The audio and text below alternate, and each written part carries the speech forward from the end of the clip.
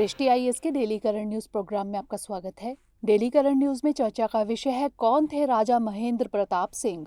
हाल ही में प्रधानमंत्री द्वारा उत्तर प्रदेश के अलीगढ़ में राजा महेंद्र प्रताप सिंह राज्य विश्वविद्यालय का शिलान्यास किया गया।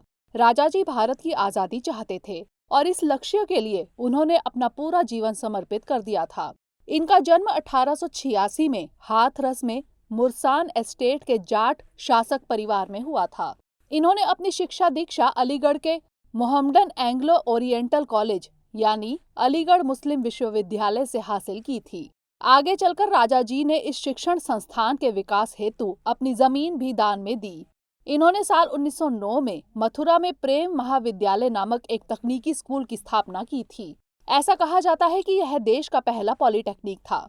स्वतंत्रता संघर्ष के दौरान 1 दिसंबर 1915 को उन्होंने काबुल के ऐतिहासिक बागे बाबर में भारत के बाहर भारत की पहली अस्थायी सरकार यानी प्रोविजनल गवर्नमेंट की घोषणा की थी।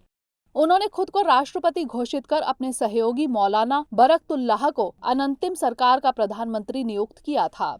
राजा जी ने स्वतंत्रता आंदोलन के दौरान स्वतंत्रता के लिए लड़ रहे क्रांतिकारियों के समर्थन में विभिन्न देशों की यात्रा की।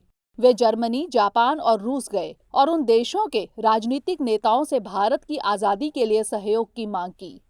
आगे चलकर विश्व शांति के लिए उन्होंने विश्व संघ की शुरुआत की। इसके जरिए उन्होंने भारतीय संस्कृति के मूल स्वरूप वसुधैव कुटुंबकम की परिकल्पना को साकार रूप देने का प्रयास किया। आगे चलकर अंतर्राष्ट्रीय शांति ब्यूरो आयोग के सदस्य डॉक्टर N.A. निल्सन द्वारा 1932 के नोबेल शांति पुरस्कार के लिए उन्हें नामित किया गया था। आजादी के बाद वे मथुरा लोकसभा सीट से चुनाव जीतकर संसद भी पहुंचे थे। प्रिय व्यूअर्स, इसी टॉपिक को इंग्लिश में देखने के लिए देखिए दृष्टि आईएएस इंग्लिश यूट्यूब चैनल।